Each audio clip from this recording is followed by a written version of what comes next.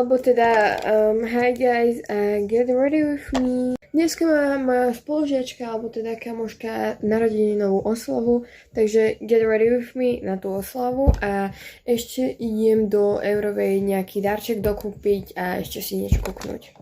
No, ešte som sa nerozhodla, čo všetko si obliekam a tak a má to byť ešte aj akože oslava s prespavačkou, takže hej, aj nejaké pyžamko si musím zbaliť a tak.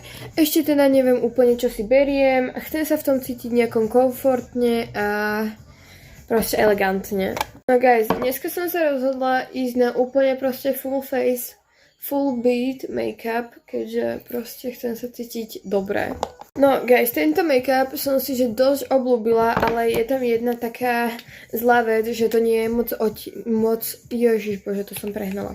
Že to nie je moc môj odtieň a no, jak to proste povedať, je to také oranžové a potom mi to vytvára flaky a mapky na tvári. Takže to proste není najlepšie, ale keď to rozpracujem dobre a poctivo a neodflaknem to hneď tak rýchlo, tak to bude dobré. Áno, teraz ako ma vidíte, že mám na tvári flaky proste. A keď niekde proste vidím, že je to také tmavé, zoberiem proste úplne najsvetlejší korektor, taký najrúžovejší, ktorý mám.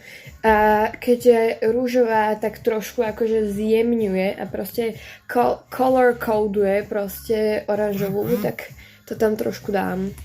Vidíte, nie je to najhoršie, ale ešte to trošku aj zlepšíme. Teraz prichádza časť na korektor, takto.